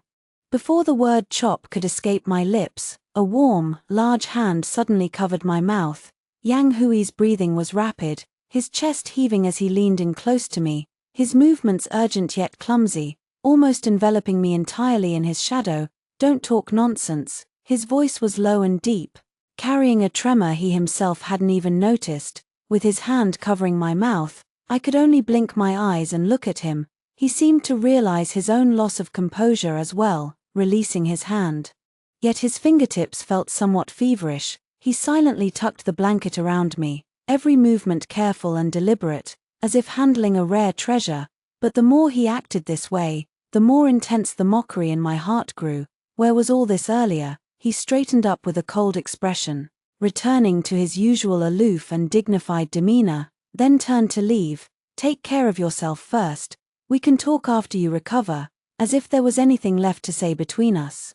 "Wait a moment," I called out to stop him. He paused in his steps, his back turned to me, his figure rigid. "By the way, Brother Hui, you should sleep in another room after tonight." My voice was calm, without a trace of emotion. "It's not like there's no space in our mansion." I paused for a moment, giving him a reason he couldn't refuse. "Although we are only husband and wife in name, if I marry someone else in the future, misunderstandings are bound to arise. It wouldn't be good for either of our future marriages. I let out a light laugh, my tone carrying a hint of understanding and consideration. I don't want to delay Brother Hui and Miss Sue's good time. Every word was spoken with his best interests in mind, yet each one felt like a needle, piercing his heart and my own. He had his back turned, so I couldn't see his expression, only his tightly clenched fists, the veins on the back of his hands bulging. After a long while, he said nothing. Bang, asterisk. The door slammed with such force that the window frames rattled and hummed. All the servants in the courtyard jumped in fright, but the loud noise made me laugh. This was the first time I had ever seen him so angry. Back then I was bold enough to try to get him drunk and force the issue, but when he found out afterward, he just scolded me with a cold face, saying I was being ridiculous. Never before have I lost control to this extent. What on earth is wrong with him? I can't figure it out. Forget it. I can't be bothered to think about it anymore. Anyway, it has nothing to do with me anymore. Just recovered from a serious illness. My body still feels a bit weak. My mother came to see me in person. Yang Hui's mother passed away early, and his father, wholly devoted to court affairs, never remarried. Now, he is stationed at the frontier, guarding the border. The vast Yang residence, aside from Yang Hui, lacks any proper master, so naturally, no one dares to impose rules on me. Life here is quite leisurely. Outside, the weather is bitterly cold. A heavy snowfall last night has blanketed the entire capital in a layer of silver, making it extremely chilly. Fearing I might have no appetite, my mother personally made my favorite meatballs, kept warm in a food box. It was brought all the way from the Song residence for me. Quick, eat it while it's hot. Mother stroked my face with a pained heart. Look at you. After being ill, your chin has grown so sharp. I leaned against my mother's embrace, breathing in her familiar, sweet scent, eating the sweet and soft glutinous rice balls. The unhappiness in my heart caused by Yang Hui also dissipated a lot. Just then, a series of footsteps sounded from outside the door. Yang Hui has returned. He came back unusually early today, which is quite rare. You see, lately he's been avoiding me, dawdling until dusk every day, only returning home when the sky has already darkened.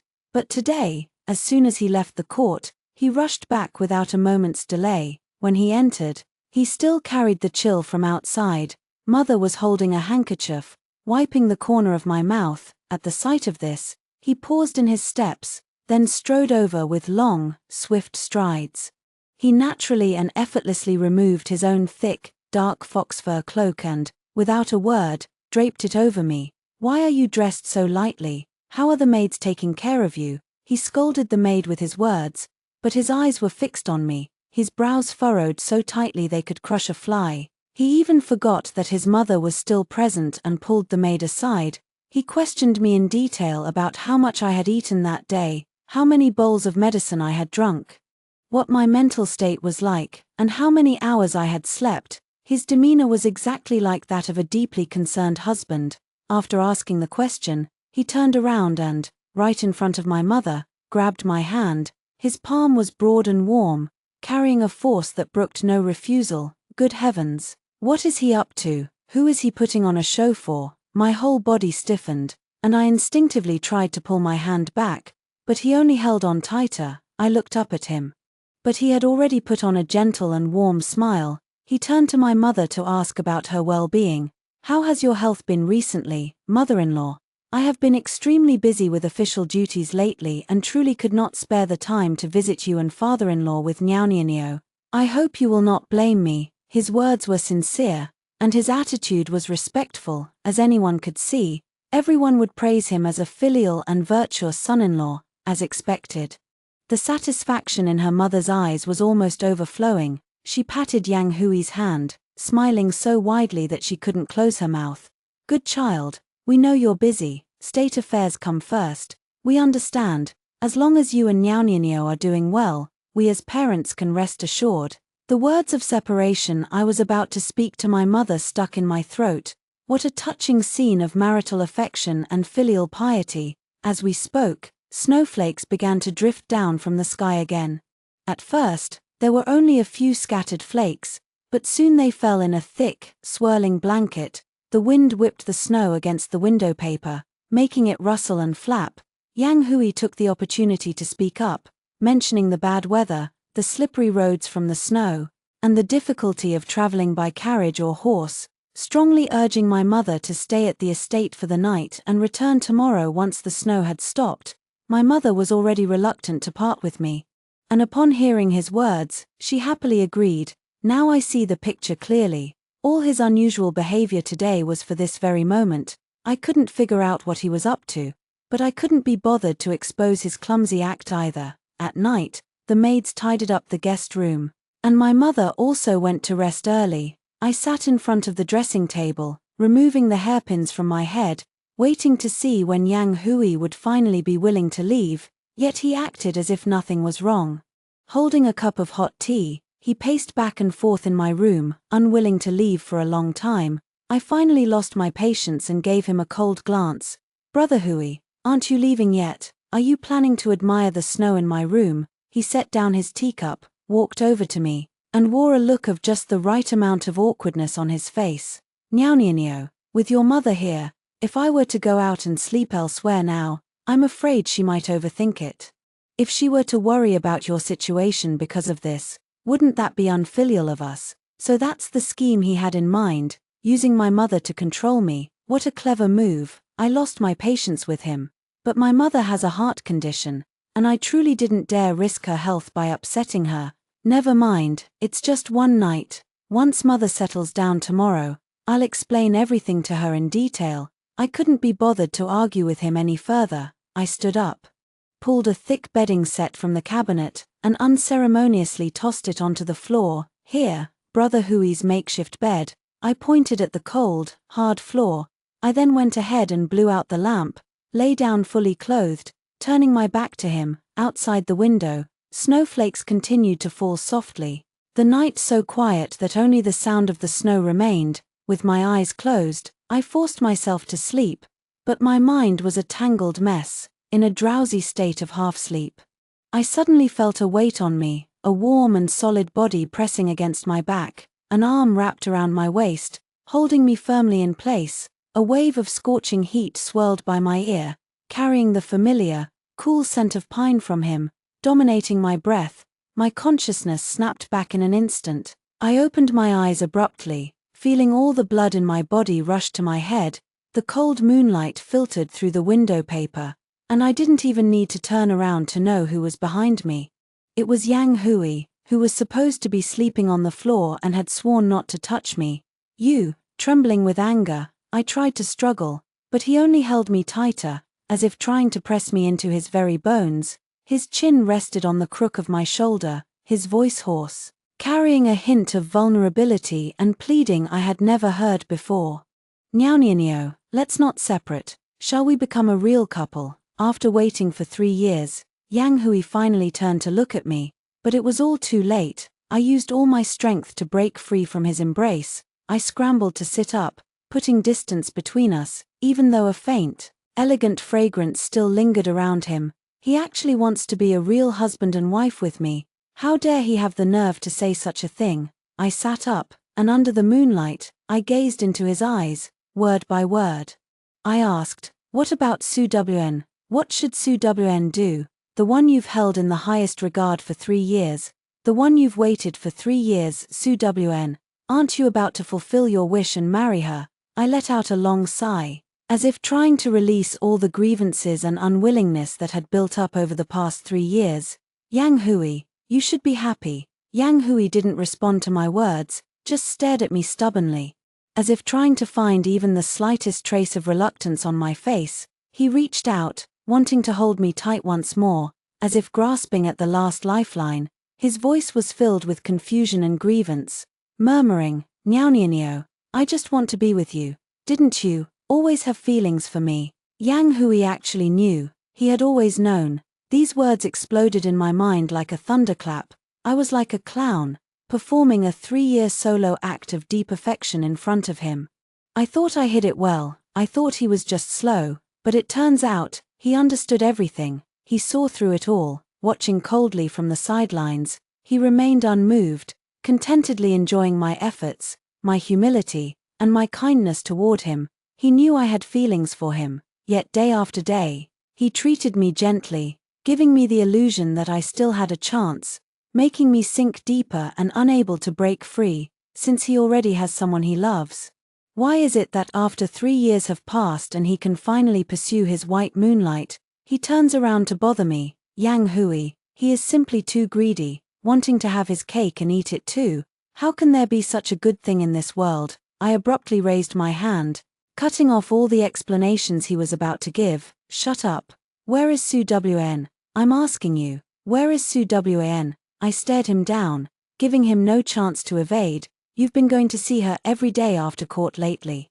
How do you plan to explain that to her? On my birthday, you left me alone. You went to see her, didn't you? Yang Hui fled in a panic. Before leaving, he only told me that he would handle everything, but a broken mirror is hard to mend. How could the cracks in a shattered mirror simply disappear? Before leaving, he only left a pale and feeble sentence at the door. Niao, trust me, I will handle everything. A broken mirror, even if repaired by the finest craftsman in the world, will forever bear those unsightly cracks. Early the next morning, Yang Hui sent a message saying that the emperor had suddenly dispatched him on an urgent mission outside the capital, with no set date for his return. I know, he's run away again. Fine, out of sight, out of mind. Mother planned to stay in the mansion for a few days, taking the opportunity to spend some quality time with me. I was also happy to enjoy the peace and quiet, spending each day chatting with my mother and playing chess, making for quite a pleasant time. A few days later, the ice and snow melted away, and the weather turned bright and clear. It was a rare sunny day. I told my mother that I wanted to go to Puji Temple outside the city to offer incense and pray for the Buddha's protection.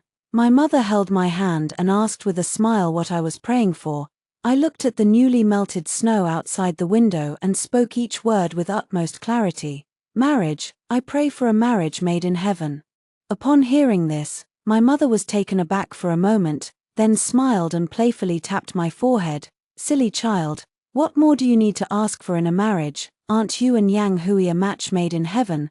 I think you should go pray to the goddess of childbirth instead, and hurry up and give me a grandchild to hold. You've been married for 3 years now, it's about time you had a child. I didn't argue, just smiled quietly. Puji Temple is bustling with incense offerings. I knelt devoutly before the Buddha, burning the 3 incense sticks in my hand to the end. The fortune-telling master studied me for a long while before handing me a marriage talisman. Amitabha, young lady, your fate indeed holds hardships on the path of love, but after extreme adversity comes prosperity, and beyond the dark willows and bright flowers lies another village. The master slowly began to speak, fingering his prayer beads. Miss, do not look back. Your good marriage lies ahead. Before the gods and Buddhas, I did not say much, but solemnly took the talisman and kept it close to my body. Behind the main hall, there is a row of quiet meditation rooms for pilgrims to rest. I invited my mother into one of the rooms and personally brewed a cup of hot tea for her. Before coming, I had already quietly placed the fast-acting heart pills my mother always carried with her into the pouch in my sleeve. I took a deep breath and finally prepared to confess everything to my mother. I was afraid she would become so anxious that she might fall ill. To my surprise, after hearing my story, my mother did not faint as I had imagined. Despite a brief moment of shock and silence, she simply drank a few sips of water in silence, then suddenly slammed the teacup heavily onto the table. With a bang, the tea splashed everywhere. The next second, my usually dignified and virtuous mother, with her hands on her hips, began shouting angrily out the window. What a fine fellow Yang Hui is. That ungrateful wretch. Does he think the daughters of the Song family are easy to bully? Divorce. We must divorce. We'll divorce immediately. Mother's face flushed red with anger, her voice filled with overwhelming fury. My Niao has both looks and family background. The fine young men who wished to marry her could line up from the east of the city to the west. Why should she hang herself on this crooked tree of his, if he has someone in his heart that he can't forget? Then let him go and marry her. Why should he occupy my daughter's place, waste her youth, and still dare to come pestering you? Mother, this is a sacred place in the temple. watching my mother trembling with anger yet still defending me. My eyes grew hot, and tears instantly blurred my vision. The grievances of these 3 years, the unwillingness of these 3 years, at this moment, seemed to have found an outlet for release. It's so good to have my mother here. My mother went back home. And before leaving, she told me to stay firm. Don't listen to his sweet talk anymore, Niao. Just think of that boy Yang Hui as a dog that wasted your best years. You hear me? When I get back, I'll immediately start arranging things for you. The finest young men in the world are lining up, waiting for our Niao to choose. I nodded, burying my face in my mother's shoulder. Yang Hui and I have long been impossible. Mother should know me well. Once I've made a decision, not even 10 oxen could pull me back. It was the same when I married him before, and it's the same now when I want to divorce him. I should love myself well. After seeing mother off, I turned and went back to the courtyard where I had lived for 3 years. I won't take a single thing from the Yang family, but every needle and thread of my own dowry must be taken with me. Truth be told, I don't have many belongings. Apart from those prepared by my mother, there are very few things that I have acquired over these 3 years. Soon, the trunks were all packed and neatly arranged in the room. I only need to wait for Yang Hui to return and settle this once and for all. When Yang Hui returned, it was deep in the night. He appeared by my bedside. His entire body emanating a chilling aura. In his hand was the marriage talisman I had sought from the mountain that day. His eyes were icy cold. Kneeling down beside my bed, word by word, "Who is Niao going to marry?" I met his gaze. "Certainly not you." He immediately pinned me down on the bed and tried to kiss me. He was incredibly strong. I fought back with all my might, until I bit his neck hard. He stopped as if in pain. Niao, don't scare me, I'm just afraid. I'm afraid of losing you." I pushed him away. Pick up the scattered marriage talismans from the ground. In truth, I am not desperate to marry. It is simply that I fear my mother will weep and grieve for me day after day. I leisurely put on my outer garment, tidied my disheveled hair, and placed the talisman over the candle flame. The flame licked at the yellow paper, quickly devouring it and turning it into a pile of ashes. "Yang Hui," I looked at that bit of ash. My voice calm and without a single ripple. "You knew full well that I loved you, yet you still stood by and watched me play the fool for 3 years, performing a one-man show between you and your beloved. Now you tell me you're scared. You don't have the right. As for soothe, you are not worthy of her either. What you desire is merely the pleasure of having a beauty by your side, a pure and unattainable love in your heart, enjoying the best of both worlds without any conflict. However, Yang Hui, as a person, one must keep their promises. Since I have been the subject of your observation for 3 years, it's time you let me go and pursue my own happiness. You promised it yourself back then." Yang Hui said he had long since fallen in love with me. It happened little by little, imperceptibly. In my day after day of waiting, in the homely warmth of me cooking for him, in the light I left on for him late at night. As for soothe, he said that 3 years had passed, and she had built her own life, and had found someone she truly cared for. What does that have to do with me? So I'm his second choice. I don't want that. I'm making my position clear. I am determined to divorce him. Don't you want me to go out and spread the word about why I haven't been pregnant for 3 years? I'll just go out and make up stories, saying you're not capable. After all, with the door closed, they won't know the truth. Yang Hui was both angry and amused. He was somewhat resigned to his fate. After all, with the door closed, no one would know that we have never consummated our marriage. Niao, even if you remarry, you will still be subject to gossip. Having known him for so long, I never realized that Yang Hui could be so shameless. Get out. Yang Hui's fingertips brushed over my brows and eyes as he knelt before me, his voice tinged with a hint of pleading. Niao, can't we just live like this? Get back on track, now. You're the only one in my heart, and I'm in yours too. Wouldn't it be nice to be like an ordinary couple? No, get out. Yang Hui tucked the quilt snugly around me. Time is on our side.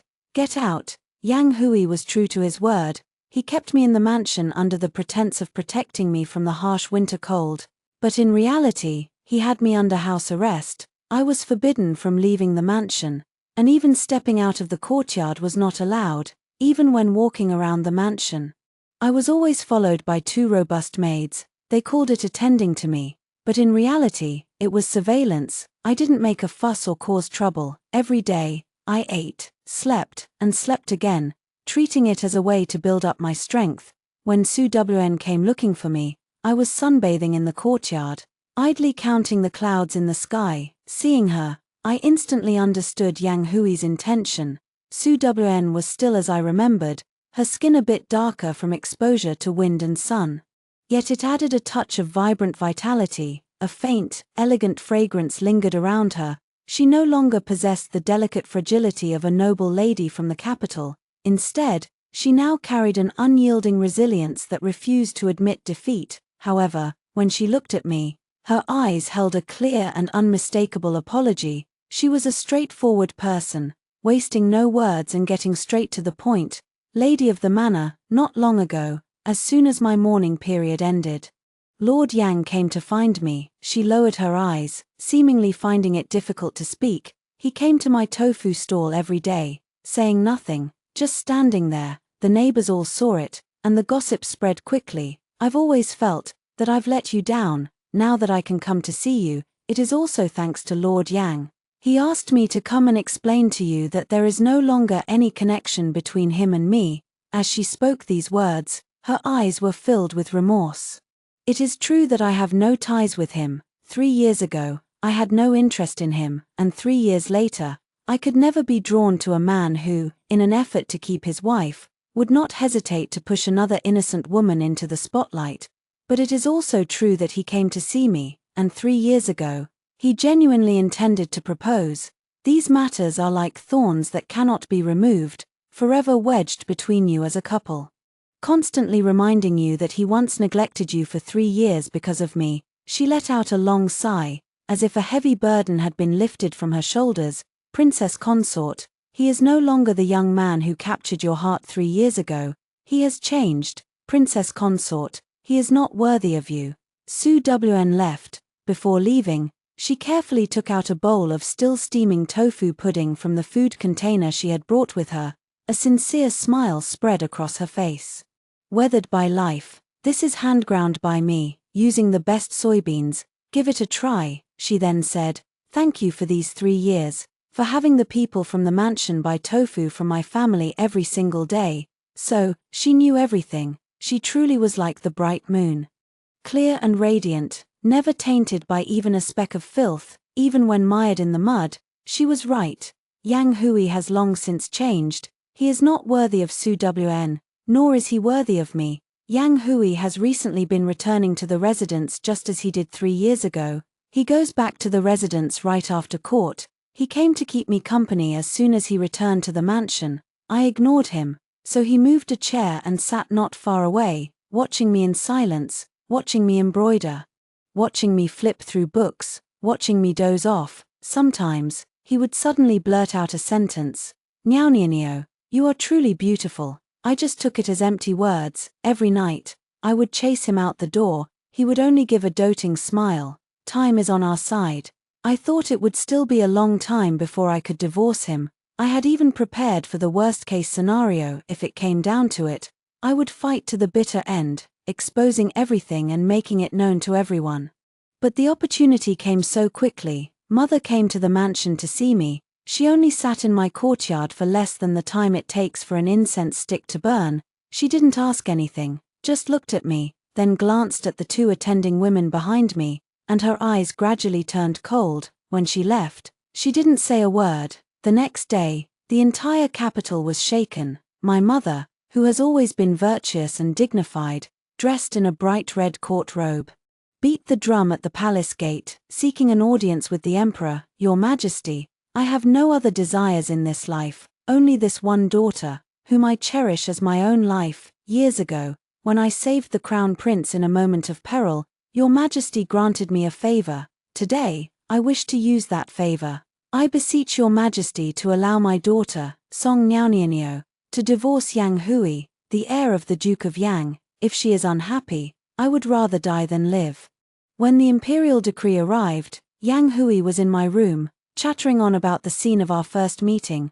When the eunuch holds the imperial decree, when I read out, "It is hereby permitted that Song Niaonianio and Yang Yanghui shall be divorced, henceforth each may marry as they please, with no further obligations to the other." Yang Hui froze completely. He seemed not to understand, staring at me blankly, then at the eunuch delivering the decree.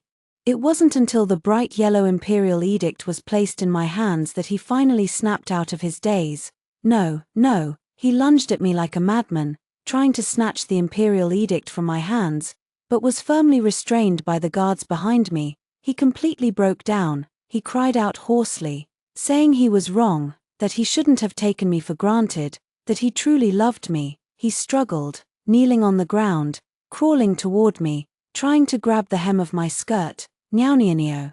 I was wrong, I was truly wrong. Don't go, don't leave me. I can't live without you." Looking at him in such a pitiful state, I felt not the slightest ripple of emotion inside. I simply reminded him calmly and clearly, "Yang Hui, 3 years ago, on the night of our wedding, you said we would give it 3 years. Now, those 3 years are up." I carefully stored away that imperial decree, never looking at him again. I turned and walked out of this cage that had trapped me for 3 years without a backward glance. The sky had finally brightened. My mother did not immediately start arranging a marriage for me as she had previously said she would. She just held me, gently patting my back. "My dear Niaonianio has suffered so much. Don't be afraid, we're in no hurry. There are plenty of good men in this world. Whenever you feel ready to marry, we can take our time and choose the very best one."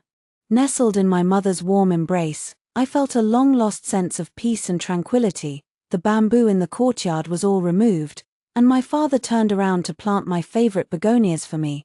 Indeed, it is the begonia that most soothes the heart. "Mother, look, how beautiful." My mother chatted and laughed with me, and the days passed simply yet happily. Yang Hui, however, was not so easily discouraged. Yang Hui came to my doorstep every single day, but each time, my parents would find some excuse to politely escort him back, along with all the gifts he brought. He brought the Osmanthus cakes I used to love the most.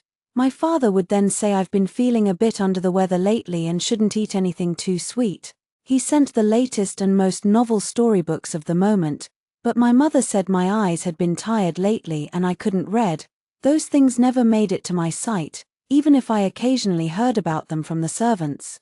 I would just laugh it off. His persistent pestering even made the Duke of Yang, who was far away at the border, unable to stand it anymore. The old Duke hurried back to the capital on horseback, entered the palace to request an imperial decree, and forcibly packed Yang Hui away. He escorted him to the borderlands. The emperor approved it. The day before leaving the capital, Yang Hui came again. He did not try to force his way in again, but stood by the stone lion in front of the Song residence for the entire night. At dawn, he gently placed a hairpin on the base of the stone lion, then turned and walked away, looking back every few steps. It was a hairpin carved by hand from crabapple wood, with petals layered upon petals, so lifelike they seemed real. Through the crack in the door, I heard his hoarse voice carried by the wind. "Niaonianio, I was wrong. Your favorite was actually the begonia, not the bamboo. I was wrong. I am going to the border. I only hope that you will have a smooth life and find a good person." That day, it rained heavily. No one paid any attention to the lonely hairpin. The rain washed over the bluestone road, sweeping away the begonia hairpin, carrying it off to who knows where. Just like him and me, we were ultimately washed apart, never to cross paths again. After that, I never saw Yang Hui again. It was only many years later that the streets were filled with the news. Young Master Yang had died fighting for his country at the border. In his hand, he still tightly clutched a long tattered talisman for peace. That was something his beloved had sought for him. To die in battle for the country is the mark of a good son.